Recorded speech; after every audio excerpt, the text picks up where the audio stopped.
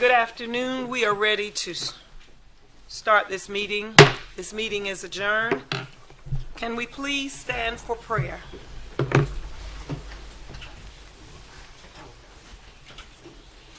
Gracious and eternal God, we pause to start this meeting to acknowledge your presence and your power. As we enter this month of December, we recognize that it is a season wrapped in many emotions. For some, it's a season of joy, celebration, and togetherness. But for others, God, it is a season filled with anxiousness, depression, and loneliness. So today, Lord, we stand in the gap for the entire city. We ask that you release peace, peace in our home, peace in our hearts, peace in our decision, and peace in every neighborhood of Florence. Let your calming presence settle over those who feel overwhelmed. Lift the heavy spirit of those who feel alone. Strengthen the weary, comfort the grieving, and remind every person that they are seen, valued, and loved. Lord, grant us peace, a peace that surpasses all understanding, a peace that steadies the mind, a peace that heals the heart, a peace that only you can give. We ask all these things in your holy name. Let everybody say amen. Amen. We can now do our pledge of allegiance. I pledge allegiance to the flag of the United States of America and to the republic for which it stands, one nation, under God, indivisible, with liberty and justice for all.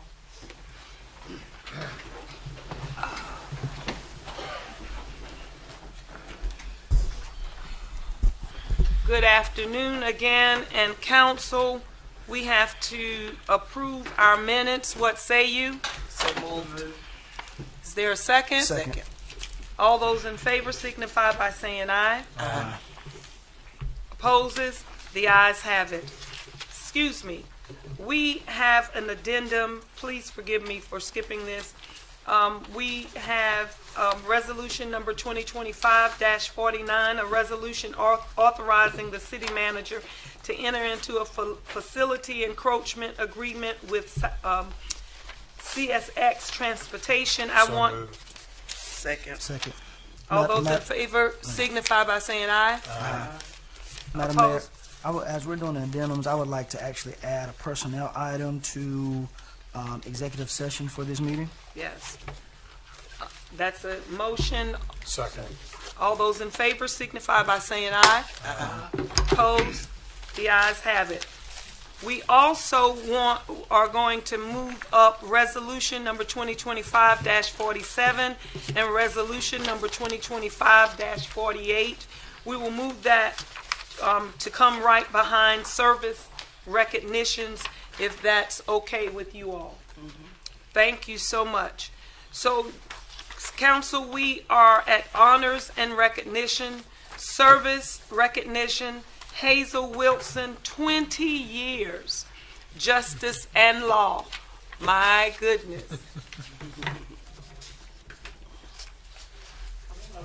Alright,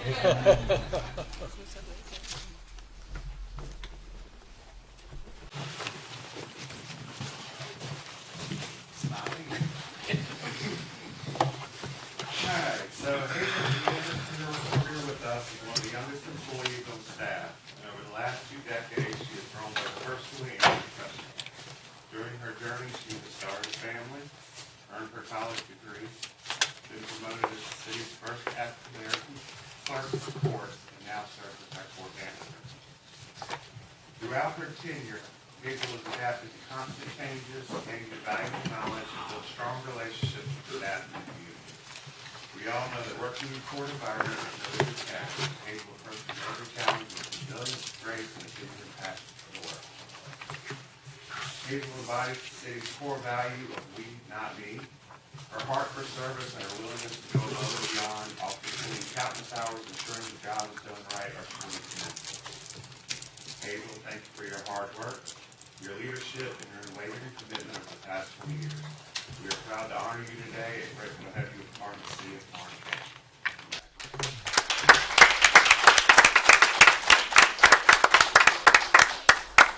And Katie was already thinking about retirement plans, and I told her she's gonna have to go through these guys.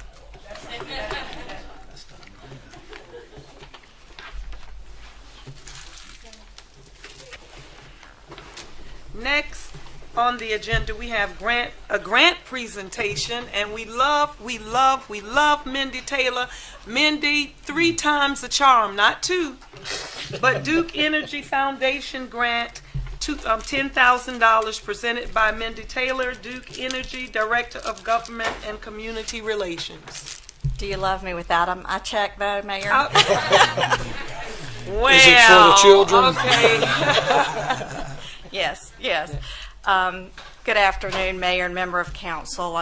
I appreciate the opportunity to be here today.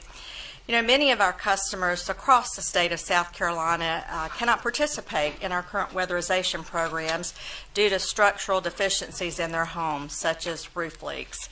And so we recognize at the Duke Energy Foundation an opportunity to help. So a couple months ago, they issued an RFP to organizations that actually do these structural repairs so that customers can participate in weatherization programs. And so today I'm pleased to announce a $10,000 grant to the City of Florence to help you with your weatherization program. So in the end, our customers can participate in company weatherization programs and ultimately save money on their bill. Woohoo!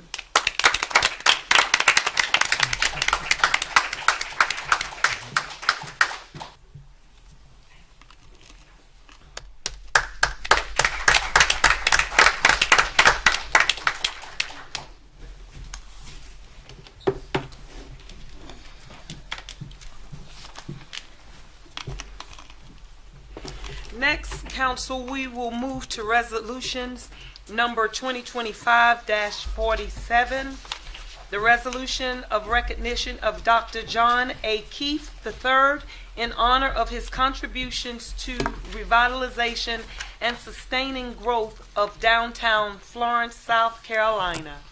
This is sponsored by Councilwoman Neesmith Jackson. Thank you, Mayor and Council. This is resolution number 2025-47. It's a resolution of recognition for Dr. John A. Keith III in honor of his contributions to the revitalization and sustained growth of downtown Florence, South Carolina. Whereas Dr. John A. Keith III, a longtime pediatrician and lifelong member of the Florence community, is committed to the betterment of the city of Florence. And whereas, in addition to his distinguished medical career, Dr. Keith has provided exceptional civic leadership through his service on the City of Florence Design Review Board, helping to preserve and protect the character and architectural heritage of the downtown historic district. And whereas Dr. Keith has been instrumental in the revitalization of downtown Florence through his work as a private developer, leading the redevelopment of multiple properties that have strengthened the economic vitality and historic charm of the area. And whereas Dr. Keith's development and ownership of several key downtown spaces, including Leaf Lounge, Chacabella, the Eleanor Building, Dolce Vita, 1031 American Grill, the Library, Alchemy Tapas Bar and Lounge, and the police substation, have contributed significantly to the growth of local business, the enhancement of the cultural landscape, and the continued vibrancy of the downtown district. And whereas his vision, commitment, and personal investment have contributed to the transformation of downtown Florence into a vibrant, thriving hub for business, culture, and community life. And whereas Dr. Keith's dedication serves as an inspiring example of how professional expertise, civic engagement, and a passion for historic preservation can combine to create lasting positive impact for the Florence community. And now, therefore, be it resolved that the City Council of Florence, South Carolina, does hereby honor and commend Dr. John A. Keith III for his outstanding leadership, dedication, and meaningful contributions to the revitalization and historic preservation of downtown Florence. And it is resolved this 8th day of December, 2025. Thank you. What say ye? So moved. Second. All those in favor signify by saying aye. Aye. Opposed? The ayes have it. Mr. John Keith.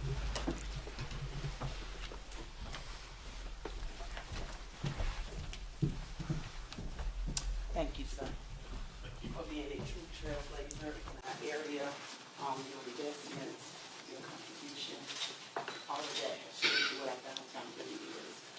Because of your initial investments, we have so many people that come along that invested along with it. I know I remember some of those businesses, and I support those businesses. But, and I know it's not something that the reason why you did this, but you always led with humility, quiet confidence, creating, building, and then making space for others to rise along with you. And we want to say thank you for everything you've done. And thank you for loving our downtown as much as we do.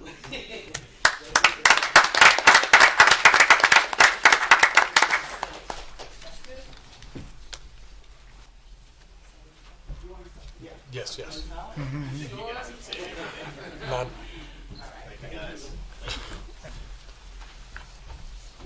Madam Mayor, Yes. may I say? Dr. Keith, you can't sit down that easy. I'm sorry.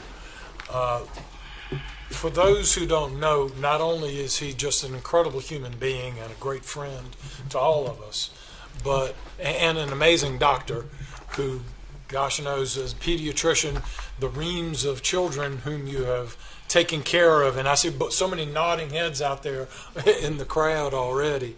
But on top of that, what y'all don't know is what a skilled craftsman he is, because these buildings that have been redone, literally he did the incredible handiwork himself. And I've always told you, you're one of my heroes, and there you are. Dr. Keith, thank you for everything.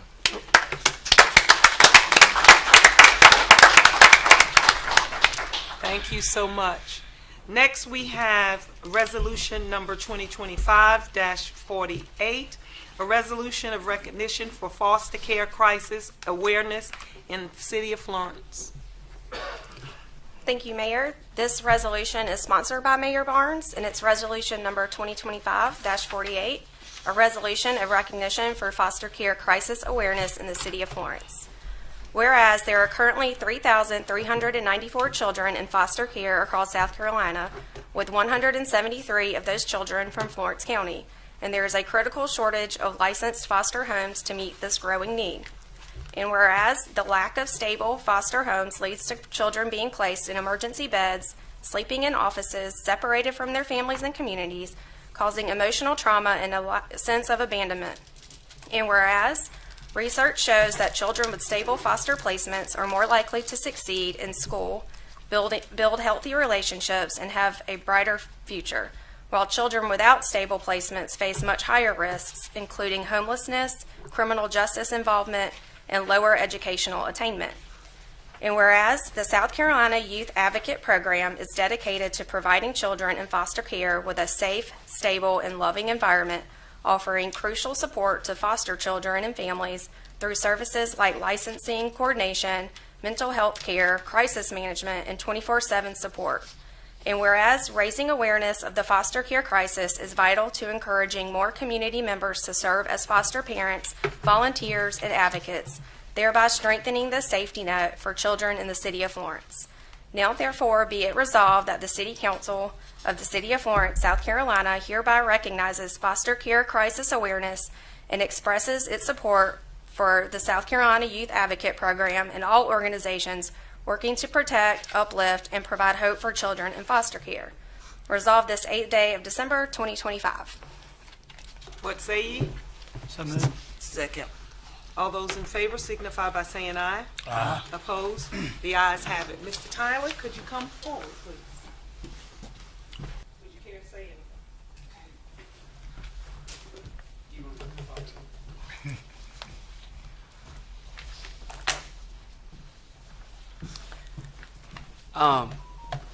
First off, I want to say words really can't express how grateful I am to Mayor Barnes and the City of Florence for really coming behind this mission. We see these statistics of these kids that fall through the cracks and don't end up where they want to be in life, and they funnel into these populations that have large impacts on all of our communities, right? Whether it's the homeless population, incarcerated population, unemployed, sex trafficking. We have large numbers from our own systems funneling into these populations, and that impacts communities on a deep level. And all these statistics are not just numbers, right? I see these kids each and every day. So to have a group of people that are willing to come behind that and see these as more than statistics, but these are real kids. These are real people that will one day be this panel right here in this room, and all your community leaders and business owners. These kids are that next generation. So to have a community that wants to come behind those kids, and we need families, right? So Florence could not be a better place for that. I've met some of the most incredible people I know, and they're sitting in this room right here. These kids need to be plugged into families that can love them, care about them, and support them, so that they don't become overlooked and they're sleeping in an office, or they're having to stay the night in a hotel, or have to go 2-3 hours one way just to get there real late at night and be out by 5:36 in the morning. This is the reality for some kids in our communities. We're not talking about a third world country. We're talking about right here in the city of Florence and all over South Carolina. We need families. That's what we do at South Carolina Youth Advocate Program. I cannot wait to see what we continue to do with the city of Florence and incredible organizations like the Foster Care Clothing Closet. Nicole's right here. Some of you know her, I'm sure. But it starts with us. It starts with us coming together, realizing, hey, this is a problem. We got kids falling through the cracks. How can we step up as a community and do it? So in this new year, 2026, I cannot wait to see what we can do together. Thank you all so much. Thank you. Thank you.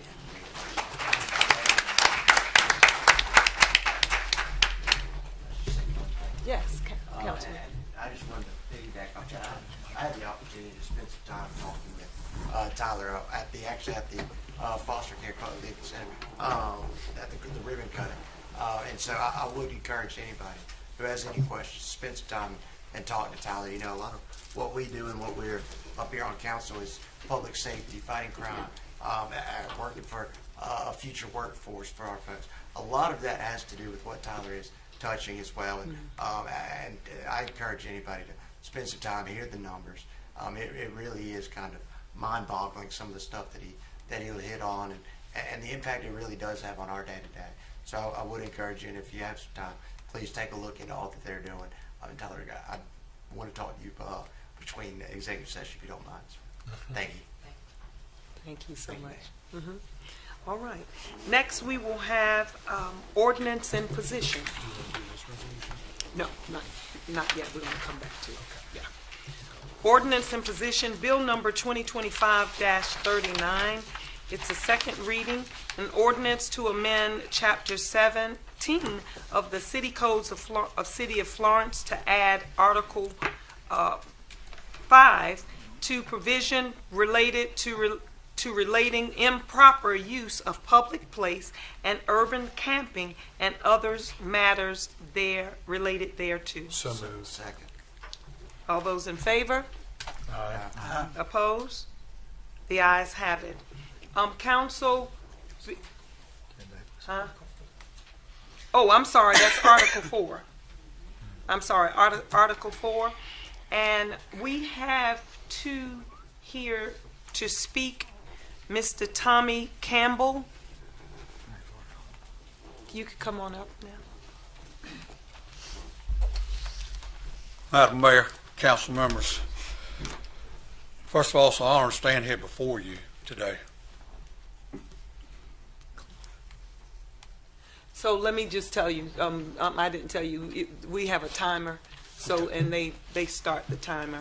It won't take I was getting them to start the timer, Okay. so I'm sorry. It's okay. It's fine. I just want to thank y'all for approaching this. The need for homelessness on the street. I've been dealing with them now about 6 years. I work part-time at the Salvation Army. Started out meeting Brian years ago, and my passion for homeless. But we've seen a 300% increase in homelessness over the last 3 years. And this is a start. NOU, which I'm chairman of the Mayor's Coalition for NOU, which is No One Unsheltered. This is a great step, but we have many more mountains to climb. And I commend y'all, and we will stand behind it. The organizations as members of NOU, we stand behind it, support it 100%. But what we're asking is that the training and the resources be provided to the officers of the police department when they come in contact with these people. Me being retired law enforcement, I know what it's like. You don't have time in the day to do your job to start off with, so this is going to be an inconvenience. So I just ask for some training and some resources made available to all the officers, so when they approach these people, and sometimes it could be a de-escalation or it could be an escalation. And I know it's hard to do, but I just want to thank y'all, and we support it 100%. And like I say, I look forward to working with y'all in the near future as we approach this homeless, because it's not going to go away. I mean, we see them, we have very limited resources to house them to start off with, limited resources as far as funds, and it seems like we're just steady shutting doors on them. So I look forward to working with y'all, and I thank y'all for what you're doing so far. Thank you so much. Madam Mayor. Yes, Councilman? Tommy, I just wanted to commend you. I was talking to someone the other day just about how the NOU has been such a model for how to take money, take it to the people who are using it and find the best use for it. And the fact that, I don't know how long the NOU's been going now, but probably about 7 years. Probably close to 10. Closer to 10. Yeah. And those types of initiatives generally will fade over time. You know, but y'all stay true to it. There's been growth, there's been change, positive change. And, you know, it was very difficult for me looking at this ordinance, but I do know that the one thing that I've always told homeless is keep your feet moving. And when you get stuck and you stop moving and you settle down, then it brings the negativity, but you're not getting that change. And I know that we have the best homeless organizations, the right heart, and that if we can get them to you and get them over that stranger danger and over that they can see permanent life change. So Thank you very much for what you're doing, and always trying to get more money. Thank y'all so much. Mayor Pro Tem. Thank you. Councilman Bryant, I'm very pleased to have been, before ever you all became on council, you and I talked about the creation of that No One Unsheltered program, and I think it's a huge benefit to our community, and it's a model, as you say, for so many other communities. But if you don't mind taking a moment just to educate everybody again on the program itself and how it works. Well, I might get it wrong now, Tommy, but basically, in inception, what it was is to make sure that everyone who was homeless had a bed to stay in. And oftentimes we would find that there was 4 or 5 organizations, and we may have a bed here or there, but we didn't know. We didn't work together to know who actually had beds available, and then you had to get them there. And so actually Drew Griffin, previous city manager, came and said, hey, y'all form an organization, we'll put money behind it, but y'all show us how to use it. And so those funds are used, and correct me if I'm wrong, Tommy, so that if someone comes in for their initial intake, for their stay, for their food, for their transportation, is all reimbursed by the city. And there's $75,000 allotted, or roughly around that amount. And then whatever's left at the end of the year, y'all will do grants among yourself to put that towards resources that benefit the homeless. Is that pretty much the same? You're correct, yes, sir. But we only have 2 shelters. We have House of Hope, which is the main primary shelter. They see 98% of the homeless, and it was to No One Unsheltered was to put somebody in a bed. So if they showed up at a shelter and they were full, NOU would put them in a motel for one night. Now, and Salvation Army is an emergency overflow shelter, and that's all we have in Florence. I mean, I think Mitch is here, and they stay packed every day, don't you, Mitch? I mean, we're at full capacity. I think we house them, about 40 people, and that's it. I mean, and you see them out here on the street all the time. But the last part you spoke of was correct up till about 3 years ago. We run out of money every year.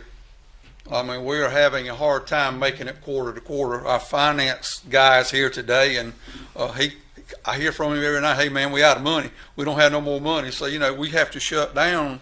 And it seems like it's always in the summer when the heat is so hot, or in the winter when it gets cold, because they come out of the tents and out of the woods and out of the boxes because they know that if they show up, we could put them in a motel for one night. But to go a step farther, we are seeing families it's not just a homeless person now, it's multiple days. We're housing a woman and 2 kids, or a woman and 5 kids, and the days of one person are gone, and that money gets us nowhere.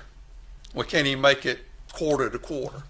Well, let's follow up. We had set aside, we were looking at some things for this year, but I think we mentally set that aside, Councilman Bailey, for next year for a community resource center. That could also be emergency overflow. So we've got some initials, but we need to kind of, That's fine. build upon that. Whatever I can do to help y'all, just let me know. I'm here 24/7. Thank you so All right, much. thank Council, you. we have another person to appear before council, Ms. Suzanne La Rochelle.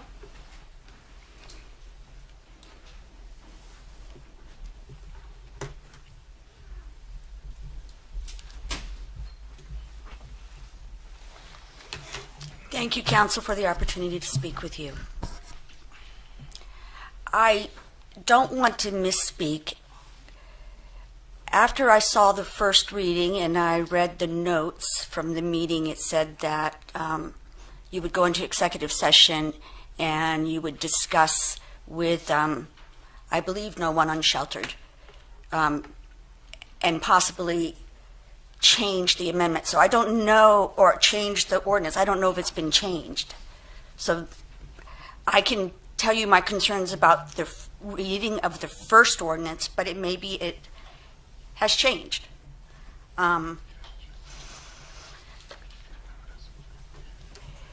We all know that we have a crime issue in Florence, as all over the country. I would state that it is a misuse of police time to criminalize the homeless. The homeless are not criminals. The homeless are the most in need. And I spent, I'm not joking, probably 12 hours this weekend researching what is the solution to this problem. Some of you, Councilman Braddock, might remember when the Honorable Councilwoman Pat Highmore was alive, she wanted to create a day shelter, a place where there's a charging station. I actually allow 2 homeless people to sit on my porch and charge their phones on a regular basis. I also allow them to use my running water outside. We need to consider that. We need to consider a day hub. And at that day hub, there would be storage, there would be lockers, there would be running water, there would be charging stations.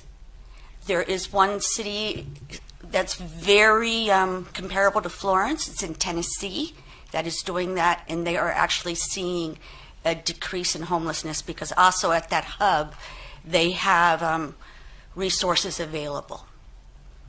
So I ask that we consider that. The other 2 or 3 things that in my research I found that it is absolutely unfair to give a homeless person a citation if there's not a shelter bed available. So I believe in the idea of officers being trained. If there's not some place for these people to go, it's not fair to cite them for sleeping. Second, we need to have documented outreach and services. We need to do a first engagement before enforcement. So somewhat of a warning saying, and if you are not able to go to X place on your own, I am happy to help you there. If there's a refusal, then you may consider a citation. And at the last, if we do choose to arrest someone that's homeless, we need to make sure we don't lose their identification because it is incredibly difficult to get IDs when you're homeless. And we also need to make sure we don't lose their medication. Many people, if not the majority of homeless people, are on medication, do have mental illness, and we need to take care of them, not criminalize them. Thank you. Thank you so much. Councilman Smith? speaking on your first statement, and just so we all have clarity in the room, when we came out of executive session, we wanted to make sure that the ordinance fit what the other organizations who actually take care of the homeless here in the city of Florence. So I just want to ask the city manager, did we actually meet with those organizations, and did they oppose of anything in this ordinance? As you mentioned, staff was charged with meeting with organizations. I met with the organization, as well as Assistant City Manager Clint Moore met with organizations. They were not opposed, as was just discussed. They did ask for additional resources. And I think, Madam Mayor, Yes, Councilman. I think we talked about the first time would be a warning, and then if there was a situation to, which I wanted to commend Ms. Hazel Wilson for the homeless court, that she was instrumental in referring them to homeless court if there is a thing, if there is a situation that's ongoing. And then through the homeless court, they'll be, they can go into a program and then have all their charges not expunged, but actually dropped as if it never happened. That is correct. Our process has always been to work with people, not only the homeless, but all individuals. Arresting is the last resort, particularly for homelessness, and the statement was made to ensure that we do not criminalize homeless. I agree with that. Our interim chief agrees with that wholeheartedly. This is, again, to ensure that our public areas, people don't use those for housing and sleeping there, and we will provide means, even taking them in our police cars to the shelters and working with those organizations. So certainly we will provide warnings and tell them about additional resources that are available in this community. Okay. Because Suzanne, I wouldn't want Pat, haunting me or whatever from heaven, because she would do it.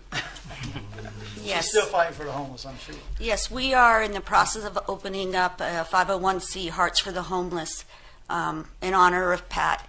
And one of the major fundraising campaigns we will do, and this is not going to happen for years, is to try to do this hub that she talked about. It's like it's a day stay. Okay. Thank you so much. Thank you. Thank you. Council, next we have introduction of ordinance, bill number 2025-43, first reading, an ordinance to amend section 14- Need a vote. Oh, we didn't do a vote. I'm sorry. I thought we Yeah, we voted. voted. We voted. But we didn't do 42. Okay. 42, 2025, 42. 42. Oh, we did vote. Okay, so bill number 2025-42 is the second reading, an ordinance to annex and zone NC-6.3 South Irby Street, identified as Florence County Tax Map 00152-01-029. So moved. Second. All those in favor signify by saying aye. Aye. Opposed? Council, let me say this. Councilman McCall has an excuse absent. He's not here today, but he does have an excuse absent. So please forgive me for not mentioning that. Next, we have introduction and ordinance, bill number 2025-43. It's a first reading, an ordinance to amend section 14-21, section 14-22, and section 14-23 of the City Florence Municipal Code regarding provision related to regulating the curfew for juveniles and other matters related thereto. What say ye? So moved. Second. Clint? Thank you, Mayor, members of council. Just for a few points to consider with this amendment to the ordinance. The original ordinance, it had the age of, for a juvenile to be 16 years of age and younger, and the current curfew as it is currently written is for midnight until 6 a.m. With this amendment, we are adjusting that age and those times. We're bringing it to 17 years of age and younger, which matches the definition within the state code. And then we are also amending the curfew hours to be from 10 until 6 a.m. citywide, with a 9 p.m. until 6 a.m. within the D1 redevelopment district. And those are the major amendments with this ordinance. Thank you. Thank you. So much. Councilman Smith? Clint, with the difference in time on curfew, that was actually something that we saw at another municipality. I think it's Charleston. Am I saying that correctly? Yeah, we see a lot of the municipalities change or have a different regulation for their downtown area, typically because it is a more urbanized, condensed, higher density, much more businesses per acre than that of your suburban style development. So there is that. I guess the opportunities arise for juveniles to get in a little bit more trouble than that of some of the other areas. So we typically do see a tighter curfew on that. But the curfew is tighter, but we also have some exceptions for that time as far as if it's prom or something like that. Am I saying that correctly? Yes, that's right. So if similar to someone with a new driver's license, if you're working, all those types of exceptions apply to this same code as well. Okay, Councilwoman Lee Smith Jackson. Clint, did we see an increase in violence during this 10 to 12 time that we put it at 10? To decrease it, yes. What we, a lot of our businesses within the city limits as well as downtown, that's around the general time that they begin to close.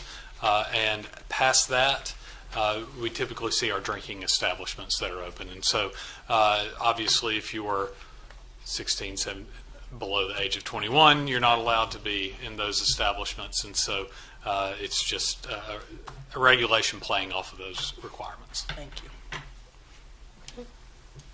All right. All those in favor signify by saying aye. Aye. Opposed? The ayes have it. Thank you so much, Clint. Next, we will go to the addendum.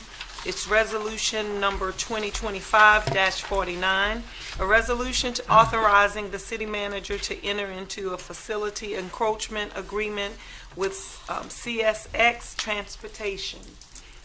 What say ye? So moved. Second. Any discussion?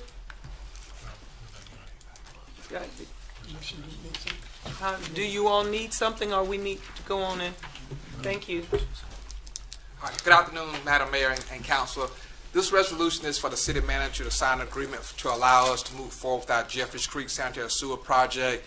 We would have to construct within the CSX right-of-way along South Church Street to install a new 54-inch gravity sewer line. Thank you so much. Yes. Michael, thank you. Just briefly, if you would, remind us what this new line is, why it's needed, and kind of and it's a very expensive line that we're getting ready to put in too. Correct. This will be phase one of installing a new Jeffers Creek line along the Jeffers Creek interceptor. For wastewater. For wastewater. And this will be a gravity sewer system that will work from South Castro Street into the wastewater facility as phase one. Phase two is putting in a new line along South Urban Street and Second Loop out to Naturally Outdoors with the construction of a new lift station. And all of this is intent on allowing the infrastructure to carry the sewer along Jeffers Creek that was originally designed years ago to handle that flow, and then all the new flow on the western side of the system that currently flows through Jeffers Creek. And that are approximately about 2.5 million gallons that we would take out of the existing Jeffers Creek interceptor and put into the new system during the phase two development. And if I'm not mistaken, the total cost is around $50 million. Total cost, phase one is approximately 25, then another 25 million for phase two. And we received 24 million from the state to help us cover the cost of phase one. There's been a lot of concern on the part of the public about some of the wastewater overflows that happen during stormwater events. Yes, sir. And that's in large measure due to the tremendous capacity or overflow of capacity that's currently through the line that's going through Jeffries Creek. Correct. Yes, sir. And this new approach of taking this other line running down Second Loop Road will take some of that pressure off of the existing line and then allow for that existing line to be updated and repaired so that those leaks will no longer be taking place. Correct. Is that basically what we're Yes, trying sir. to do? Yes, sir. Do we have any idea on a rough timeline for phase one? We hopefully put out for bid first quarter 26 and tentative schedule. We won't know the final schedule until we get a contractor under contract. But from the engineering design, we hope to have it completed by fall of 28 for phase one. Congratulations to city and staff for getting almost 100% funding for phase one. Let's see if you can do it for phase two as well. Yes, sir. We're working on it. All righty, thank you. Mindy? No, I'm just kidding. Don't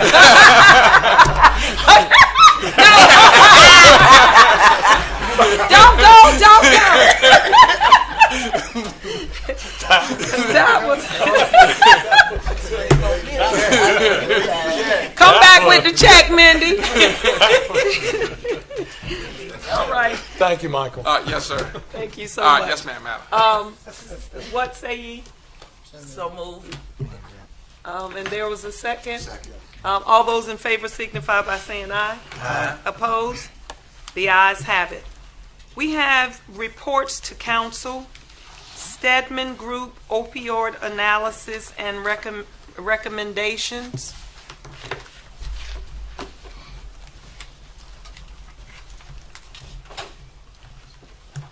Hello, everyone. Can you hear me? One Yes. second. Okay.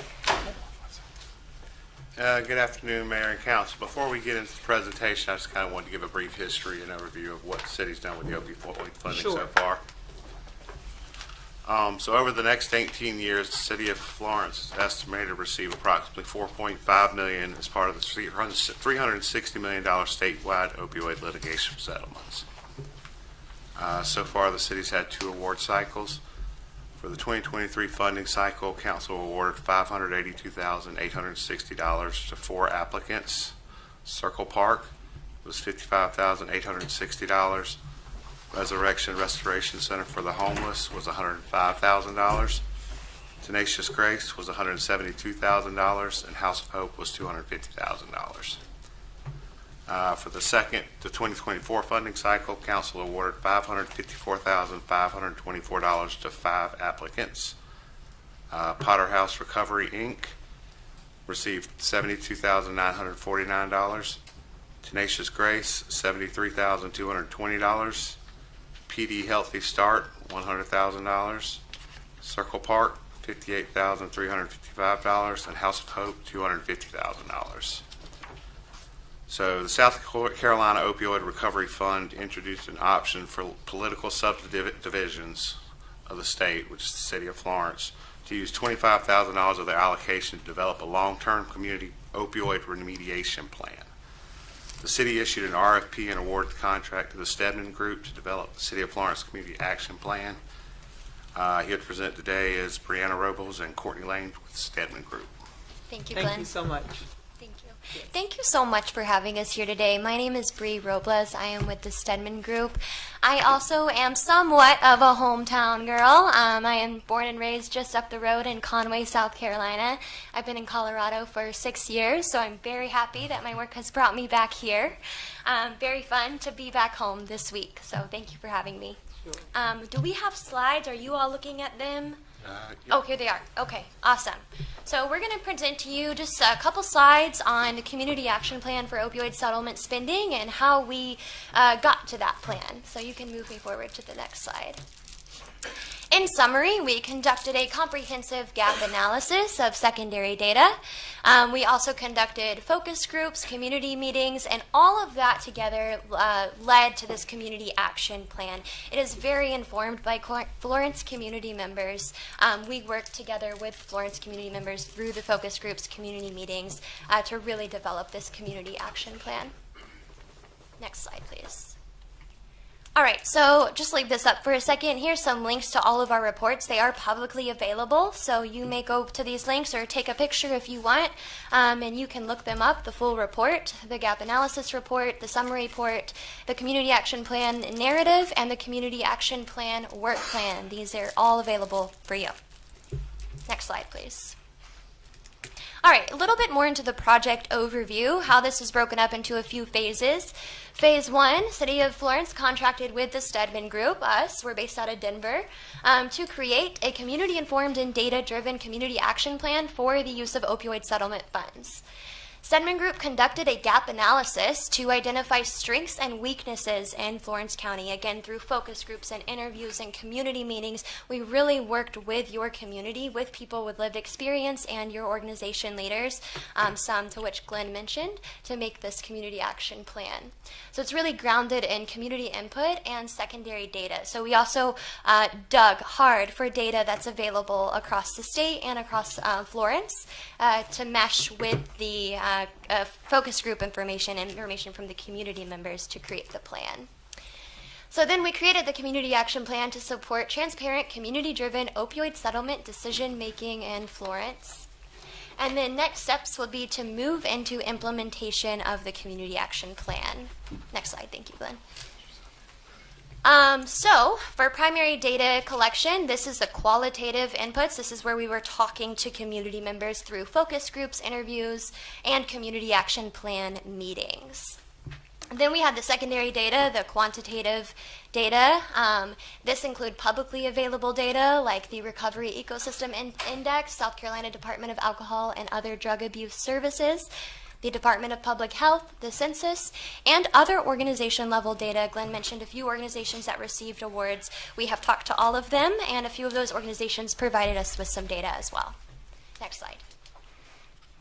So in sum, again, you can look at the full report online. I'm going to give a brief summary of the analysis, and then my colleague Courtney will talk about the Community Action Plan recommendations. But really, in sum, prevention efforts can really reach deeper into communities here in Florence, is what we've seen, specifically into youth schools and stuff, prevention. Treatment is not accessible to uninsured or underinsured. We really heard this through the community organizations that provided us with data. They're having a hard time getting those services to folks who are underinsured. Resource navigation is fragmented across agencies, so there are great resources in Florence. The recovery community is really strong, but they just need to communicate a little bit more. Naloxone access is inconsistent, and governance can improve around all of the opioid settlement funding decisions. So we heard a little bit about a community resource center, and some of this resource navigation recovery support work can also be built into a community resource center. Next slide, please. Here's some quotes directly from your community. We have one detox here in Florence, and you have to have insurance, so there's not a lot of access to detox. And again, that is another first step into recovery. Actually, that's the heart. I think that's one of the hardest parts of detoxing, and in Florence, it's very, very hard to get into detox. I think one of the real problems is the stigma, and from a very top level, like the government, and it's pushed into the community because we deal with all this all the time. The stigma surrounding opioid use, and it's a choice problem, and why can't you just stop? So these are some of the inputs from community focus groups and the community action plan meetings. Next slide, please. So in summary, our recommendations to Florence, again from the input we gathered from the community, are to strengthen prevention efforts across youth and also reduce stigma. Improve treatment access through navigation, affordability supports, and enhanced coordination. Coordination across resources for homeless and people incarcerated, it all goes together. Build a stronger recovery ecosystem through housing supports, peer staffing, and employment initiatives.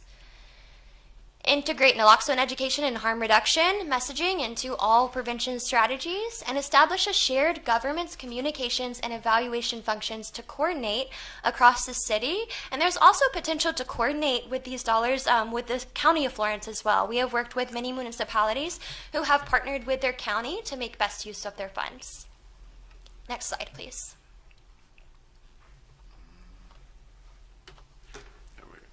And with that, I'm going to pass it over to my colleague Courtney to talk about the nitty-gritty of the community action plan. Thank you.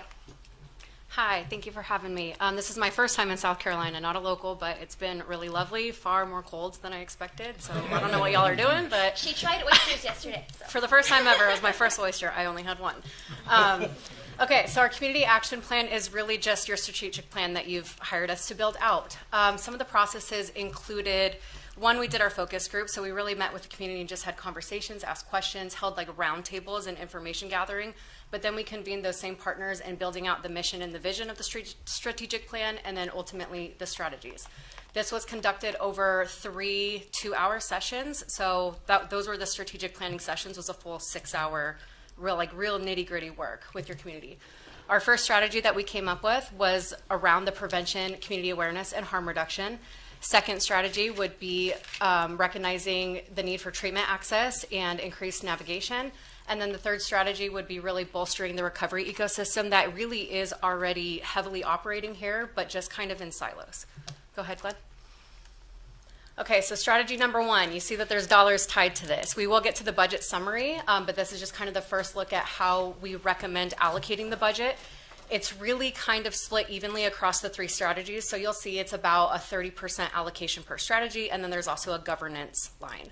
So for the first one, strategy 1, prevention, community awareness, and harm reduction, our goal here would be reducing opioid use and stigma and overdose risk through youth education, community outreach, naloxone training, and harm reduction information. So that's kind of that training piece that has already come up in today's meeting. The budget allocation, this is going to be the highest of the 3, is the $200,000. And the city priorities would include prevention and awareness campaigns, youth and family educations, naloxone trainings and distribution, and community harm reduction education. And that actually could look like the law enforcement training that did come up here. Okay, next slide, thank you. Strategy 2 would be treatment access and navigation, increasing timely access to treatment and behavioral health care for all residents with a focus on uninsured and high-risk individuals. I would say out of all the focus groups, interviews, and then the community action plan meetings, the biggest thing that came up was detox and access to withdrawal management. We do also want to call out that it is phenomenal that your small city has a really robust withdrawal system, but it's just that the uninsured and underinsured don't have access to it. So some of our recommendations would be increasing the ability to have access to that through care navigation programs, a resource directory for treatment and recovery services, and actually this is really aligned with that resource center. Our recommendation, because of costs associated, would be really to just build out a library that everybody has access to in order to see where those resources are. And then potentially partnering with the county to expand withdrawal management access, and then a treatment affordability pool, which would really be like a pot of money set aside for individuals who need care immediately that don't have the funds for it or don't have the insurance for it. The budget allocation there is $140,000. And I also do want to call out, I didn't say, these budget allocations are actually for a 5-year period. So this isn't on an annual basis. Our strategy, or our strategic plan is rooted in a 5-year. And these numbers are coming from the money that y'all currently have in your bank accounts. It's around $560,000. So I know that there is more money coming in. This is just rooted in what is currently available and what you could currently allocate.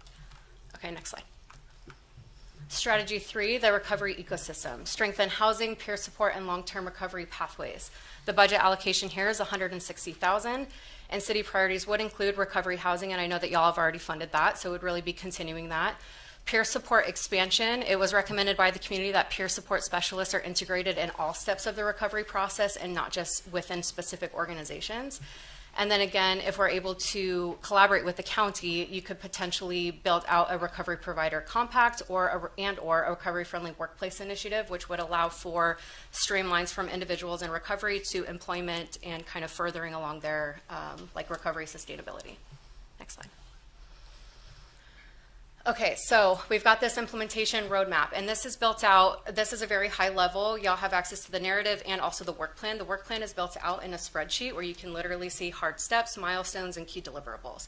This is just a little bit of like an overview of that. The first thing would be establishing a governance model, so it would be really similar to the council that is being facilitated here today, but it would be very specific to the opioid dollars and how you spend those and making sure that there's governance over that. And that could look like city ran. It could also be a collaboration between city, county, and community members. It kind of depends on how you'd like to structure it. Second would be ensuring transparency and accountability. We've done a lot of work in building out public-facing dashboards to show the community this is how we're spending it, this is how many people were reached, this is how many people are still in recovery, or like these are the spots in which the dollars are really being pushed in the city of Florence that need it the most. So coming up with some form of accountability measures and dissemination, essentially. And then the third component that we do a lot of too is evaluation. How is this money being spent? Is it being spent correctly? And is it giving us the outcomes that we're looking for? So right now, it's a lot of evaluation of how your funded organizations are doing. So the organizations that you had listed before, Glenn, and the money that's being spent with them, how are they doing? Who are they reaching? How is that helping the city of Florence? Go ahead and go to the next slide, Glenn. This is a little bit of a high-level timeline. Again, much smaller than the comprehensive sheet that we have written down for you online. But these are kind of the different phases that you would be looking at with this operating from 2026 to 2030. This implementation budget, the $60,000 here, would look like hiring an opioid response coordinator, like somebody who is really coordinating the governance and making sure that the implementation is out and that you're evaluating and that the funds are being spent correctly. Go ahead, Diggle. Here's the summary that we kind of alluded to before, and we have the percent allocations here really so that you can apply this to future funding. So if you want to keep the structure really similar, no matter how much money that comes in the future, as long as Florence's needs are relatively the same, you should obviously relook at needs as the money is spent, but this is our recommended allocation percentage. Next slide.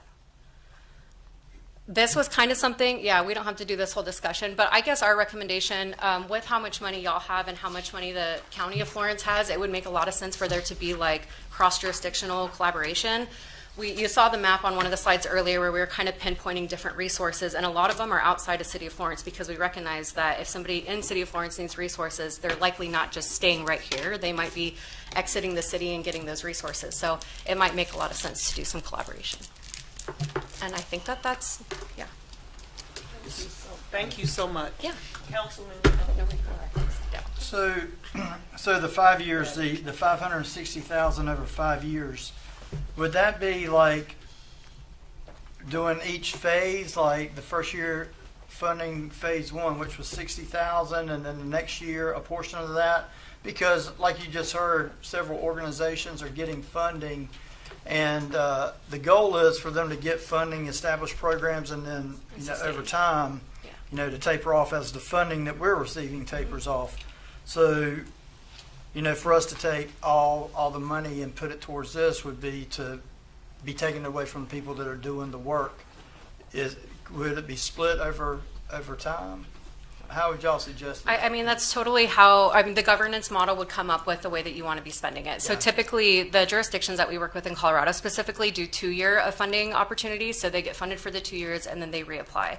So it wouldn't necessarily be spending it all up front. It would be spending it over time. And then there would be future installments of funding. And hypothetically, you would strategize like how you're going to taper off that funding depending on who's getting it. Gotcha. And then you would also reevaluate your needs. So if something comes up where like, now residency is like really thriving and we don't really need housing, but instead we need stronger, I don't know, like job placement or something like that, then you would reallocate those dollars in the future. So really establishing that board and finding that person is... Yeah, and that $60,000 is across the 5 years just for that position specifically or whatever model you want to run.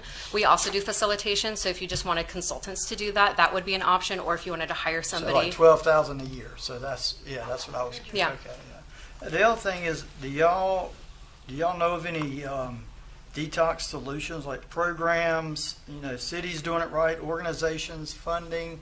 Because that's an anomaly because of the medical requirements and the cost, and it having to be a medical facility. Any direction or best practices that we could look at? So off the rip, our initial look at it, we were talking about whether or not we encourage y'all to build out the one that's currently operating or build a second one. And for the size of the city of Florence and with the dollars that are available, it makes the most sense to just expand at MUSC and to really build like infrastructure there to be able to support anyone. And of course, that's going to look like a lot of investment, but it would be far cheaper than standing up another location or something like that. That might not make sense for your population size. Okay, Council Pro Tem. Thank you so much. And thank you to whoever put this together to get this whole process underway, Mr. City Manager, staff. I appreciate this detailed effort, which dovetails in very nicely to the earlier conversations we had, but that raises, in my mind, going up to the 10,000 foot level, there's different pieces. And my concern is that you have, I see your head nodding over there. Oh, we all know. My concern is that you got this incredibly well thought out, trying to do something good over here operation going on, and then you got this incredibly well thought out, trying to do something good operation going on over here, and then you have something else great going on over there, but how does it all work together, and how do we as city council figure out how to make sure it's all, I mean, we're all very busy, but we're very passionate.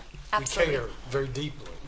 But how do we go about, and how does the city manager and city staff go about trying to make sure that all of it works together well, Madam Mayor, and that we're not just chasing our tails and still dealing with the same issues and still having people coming up saying, we got homeless sitting on our benches, Yep. and, but when they need, we have this brand new behavioral health facility, brand spanking new.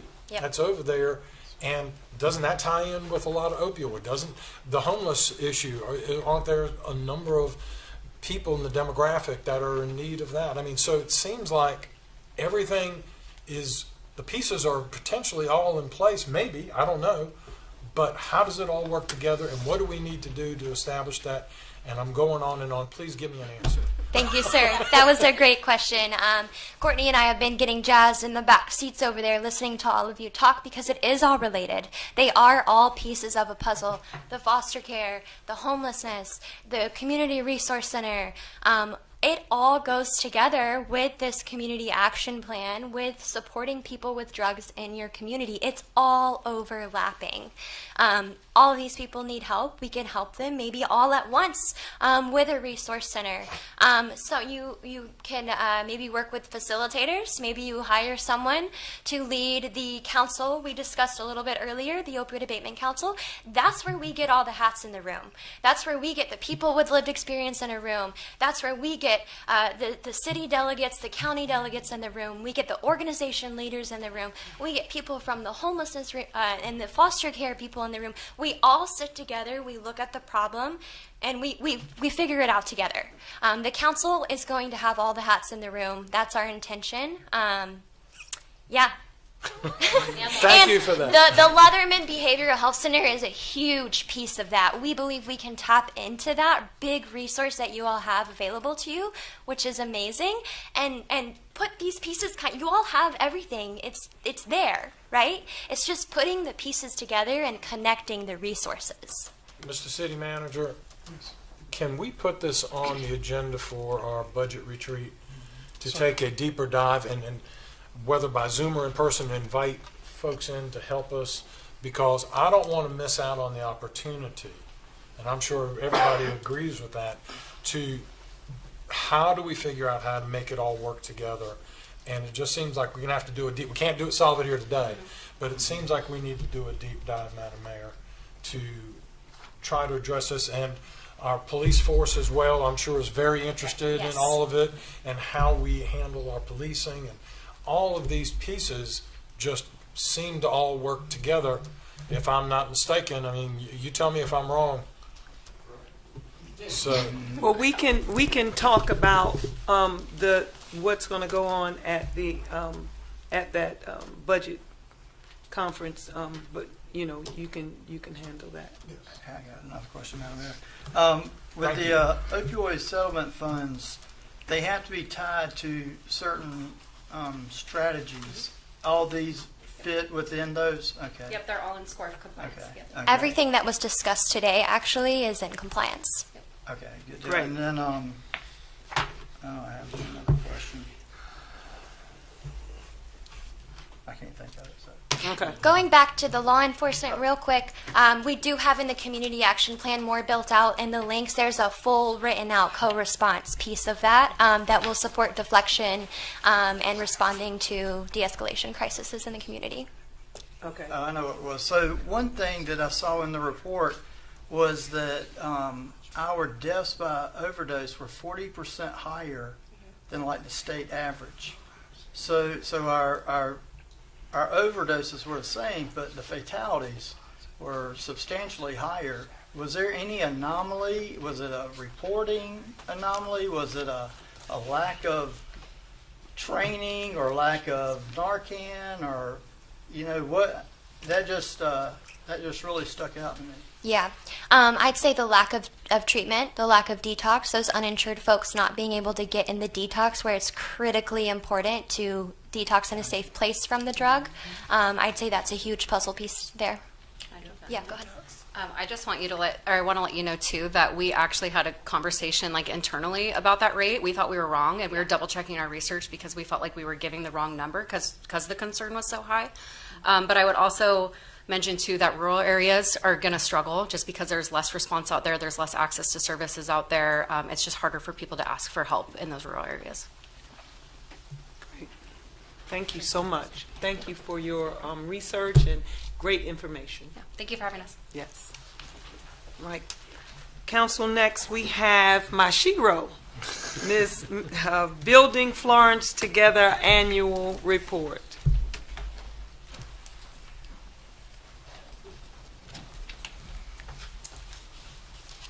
Good afternoon, everyone. Madam Mayor, Council, City Manager, residents, I am so excited to be here to present our annual report.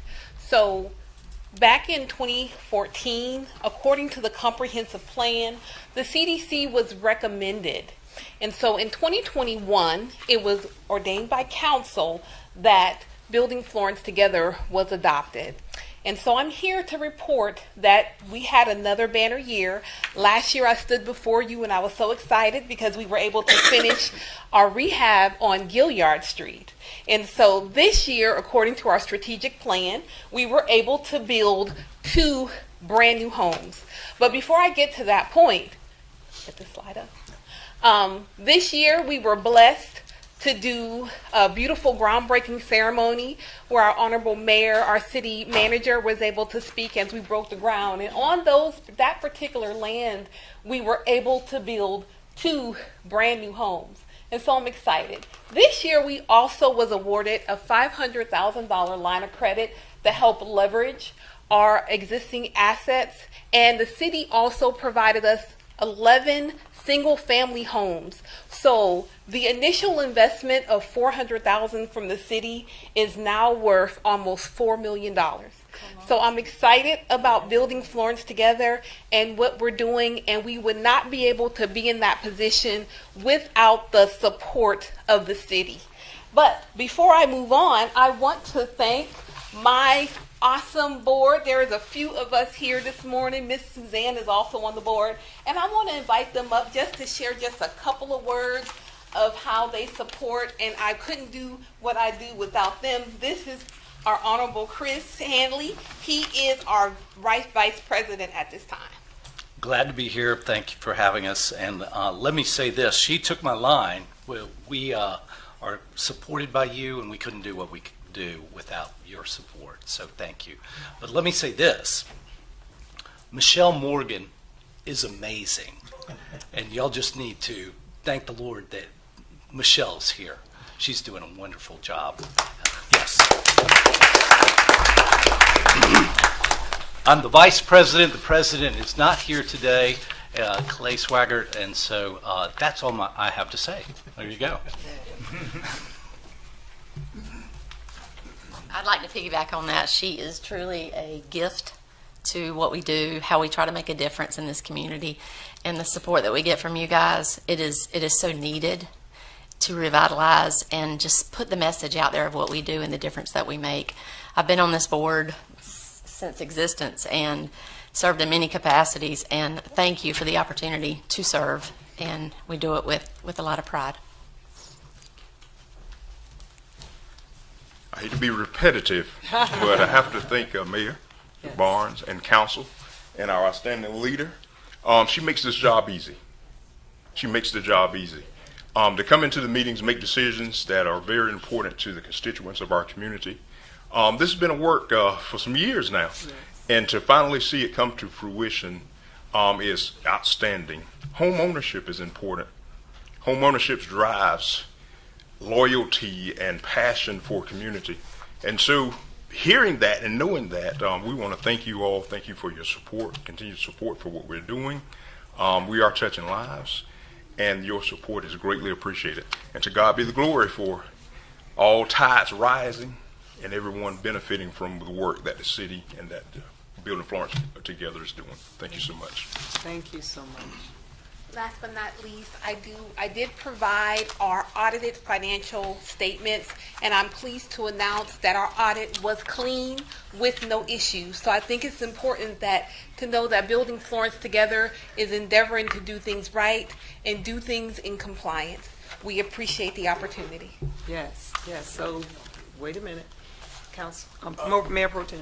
I just want to say thank you to all of y'all for doing what you do, and to our mayor for the leadership you've offered in this whole endeavor.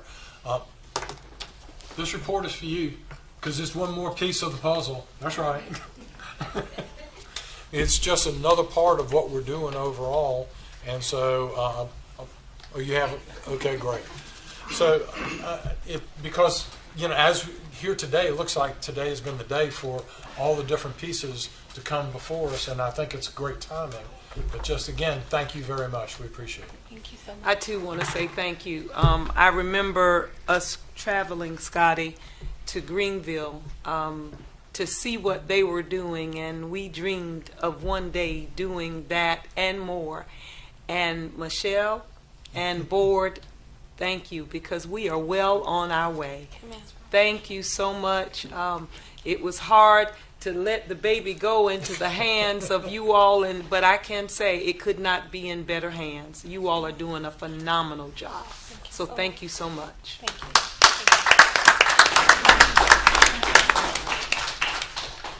Okay. Appointments and boards will be done in executive session, discussed in this executive session. So now we will have our city manager's report.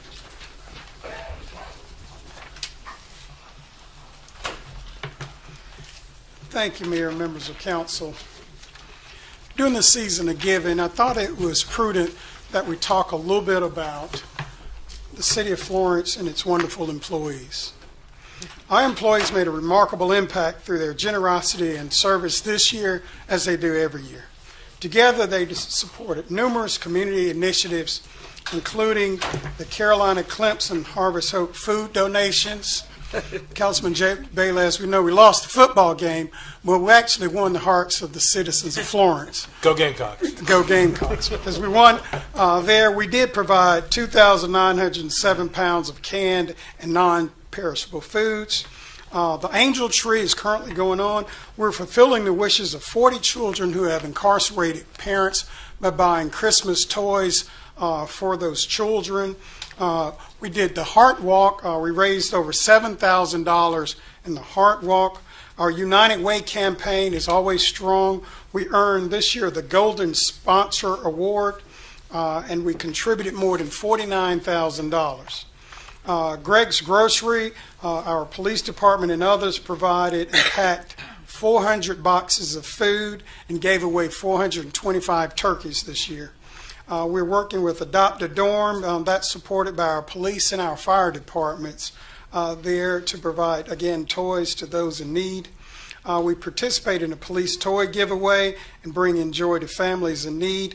These efforts reflect our employees' strong commitment to supporting and uplifting our community. So I really wanted to let you and the public know about all the things. And these are, please be clear that this is coming out of employees' pockets. So they are contributing and giving back to this community, not only through the work they do, but obviously through their financial contributions, continue to make Florence a better place to live, play, and grow. Also wanted to shout out our fire department. We have a world-class fire department, and there's a little town you all know of called Rock Hill, South Carolina, about 65,000 population north of here. They will be coming to Florence to study our fire department, to look at all the wonderful things we're doing in our fire department here. So I just wanted to brag a little bit about the fire department that others in the industry are noticing, and they're coming to Florence to kind of copy what we're doing. Mr. City Manager, is Chief wanting another fire truck? Actually, you're actually right. He does. He wants a fire truck. I met with him.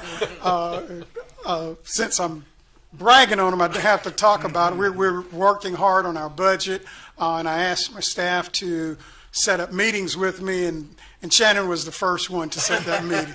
And all the other staff was like, okay, the money's gone. So, yeah, another fire truck will be on the horizon, potentially. With the ladder that they carry? Oh, yeah, they have to carry the ladder, yes. They'll have to carry it. But thank you so much for allowing me. That concludes my report. Again, just shout out during this time of year to our great, wonderful employees. Thank you so much. This is just a wonderful time. Y'all, can y'all believe this is the last city council meeting of the year? It has gone. Well, I'm doing my mayor's report, so let me just go on and say that. But this is the last one of the year, and we look back and say, where did the time go? I want to take a moment just to thank each and every one of you for the spirit that you bring to this great city. This season reminds us, my phone trying to act crazy, of the power of kindness, unity, and hope, values that Florence continues to shine brightly. In a year filled with challenges and triumphs, you have shown resilience, compassion, and a commitment to one another that makes our community strong. Because remember, we are truly stronger together. May this holiday season fill your home with peace and that passeth all understanding, joy that this world cannot take away, and moments that warm the heart. So from all of us that sit here, all of staff, we wish you a happy holiday season and a prosperous new year. We are praying that you walk into the new year covered in blessings, surrounded by love, and strengthened with a renewed hope. So like I said, from all of us to all of you, a big hug, and we love you much. Okay, so, and that was my holiday greeting for all of you. And so I wore my red to read that. So you got on your tie. Yeah, we were ready. I want to give a kudos, hats off to our South Florence Bruins. They had another successful year. However, they did not take the title of championship there in Orangeburg, but in Florence, they are champions for us. They played, this is probably the fourth time in a row that they've gone to the state championship. Y'all, we've got some winners in Florence, and we are so proud of them. So we are applauding them for their great work. I hear that there were several that had the flu. I don't know if that contributed or not. However, we are still winners, and we are so very proud of them. On Thursday, we want to say congratulations to Florence 1. They will have the ribbon cutting for this medical high school. Y'all, Florence is the bomb.com, right? We've got a medical grand opening medical high school grand opening, and that is Thursday at 5:30. I want to say our hats go off to 5 o'clock. 5 o'clock until 6:30. Okay? At Pointer, at the new medical school. And then, I was about to say something. No, something else. Hannah, and her team. Y'all, the rain just keeps coming for us. That means some good things are about to happen. But we had the Christmas tree lighting, and it rained, but it didn't stop us. We had a very successful tree lighting, and Santa was there. He was just drinking cocoa in Lula's Cafe. But we really enjoyed ourselves. I think that is all. I think that's it on my report. So we will now move to committee reports and Business Development Committee. Thank you, Madam Mayor. And just as a following up, I want to thank you, and I'm sure all the council wants to thank you for your leadership this past year. It has been a pleasure, as always, working with you. Thank you. The Business Development Committee met on November the 20th, and in attendance was Madam Mayor, Councilman McKay, myself, our city manager, Mr. Davis, Mr. Moore, Mr. Hemingway. We had a report from David and Julie Tuttle with Sticks Development about Urban Square, and I am pleased to announce that our groundbreaking ceremony is going to be taking place on December the 18th, and that is at 2 o'clock. At 2 o'clock, so right across the street, where they now have the fencing up all around it on the site. That's where we're going to have the groundbreaking, and then the old warehouse on Baruti Street right behind it is where the reception is going to be. So we invite folks to come out for this wonderful time that is a long time coming, but that was, I think, the highlight of our meeting was being able to do that. We also got reports on the updates, various projects that are ongoing. The work is taking place, whether it's the utilities work or the building and construction side. Lots of good things happening in our city. We are just very excited. It seems like there had been a protracted delay from COVID that kind of had a hangover effect, it feels like, for a few years.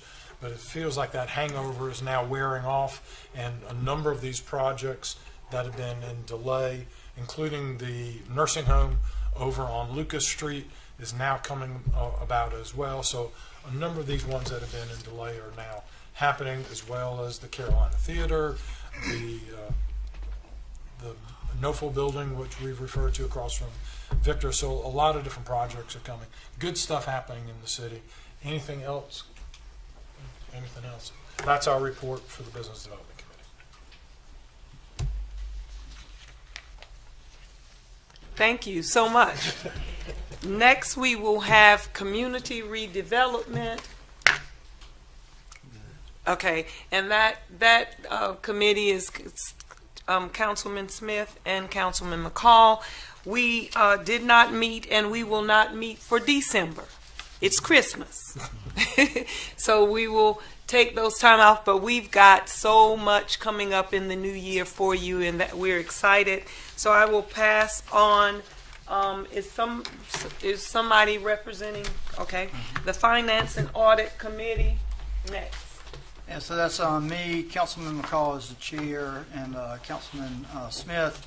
Councilman McCall's out today. Asked me to give a report. First thing that we had was the report that the Stedman Group presented. So we saw the same presentation then, and I was hoping Glenn wasn't going to be here so I could take credit for this other initiative. But Glenn Bottenheimer, who's on our staff in the finance department, came to us with a suggestion of looking at our declining business tax rates.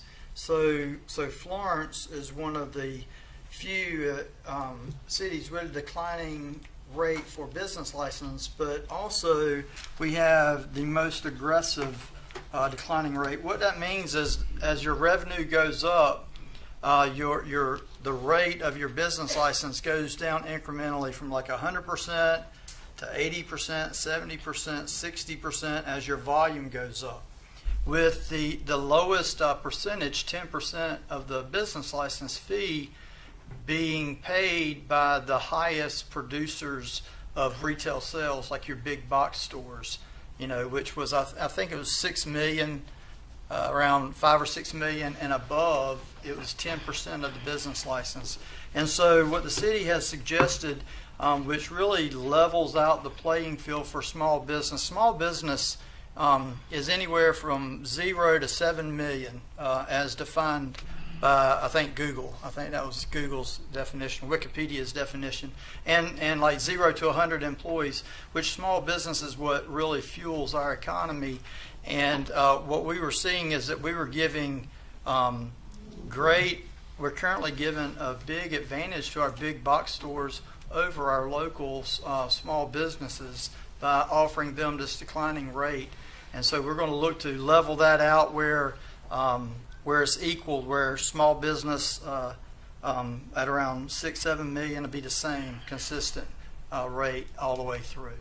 So I think this is good. It affects mostly your big box retail stores, and so in terms of our local stores, it will make it fair. So they're going to come to us and present, what that would look like, how that will affect our fees going forward. But I just want to commend the staff for really looking at our local small business, because we really get a lot of comments and a lot of suggestions from small business owners saying that, we need more help, we need more assistance. We feel like a lot of burdens on us, and so I think this is one thing that we can do that will at least make things a little bit more level moving forward. That was it. Thank you so much, Councilman Braddock. Next, council, we will enter into executive session, and for discussion, there will be a personnel matter and regarding appointments and boards and commissions, and then we will return. What say you? So moved. Second. All those in favor? We call this meeting back into session. What say ye? Motion. So moved. Second. All those in favor signify by saying aye. Aye. Opposed? The ayes have it. We are now in session. Scotty? Thank you, Madam Mayor. We are going over our visit boards and commissions. First is accommodations tax. That falls to Mayor Pro Tem DeVega. My understanding, Jackie Travis is the only applicant, and so I will nominate Jackie Travis. So moved. Second. All those in favor signify by saying aye. Aye. Opposed? Congratulations, Jackie. Thank you. Next is Design Review Board. Councilman Call, we'll skip that in his absence. We have Construction and Maintenance Board of Adjustments and Appeals. There are 4 applicants. They all fall to Madam Mayor. There are currently no applicants. Defer. We have Resilience and Sustainability Advisory Committee. That falls to Councilman Smith. There are no applicants. Defer. Public Safety Citizens Review Board falls to Councilman McKay. We'll skip in his absence. Next, we have the Board of Zoning and Appeals. Falls to Mayor Barnes. Defer. Then we have Memorial Stadium. Falls to Councilwoman Lisa Jackson. We have One applicant, Andres Shabazz. We'll nominate him. So moved. Is there a second? Is there a second? Is there a second? Second. Okay. All those in favor signify by saying aye. Aye. Opposes? Congratulations, Shabazz. Madam Mayor, that completes staff's report. But I do want to mention Molina Healthcare. I talked about the city and the good that we're doing, but Molina Healthcare did give the funding for the 425 turkeys. So I do want to ensure that they know that we appreciate all their help. Yes, Molina Healthcare, thank you so much. Our tables at Thanksgiving and Christmas thanks you as well. I think. Motion to adjourn. Motion. Second. All right. All those in favor? Aye. Meeting adjourned.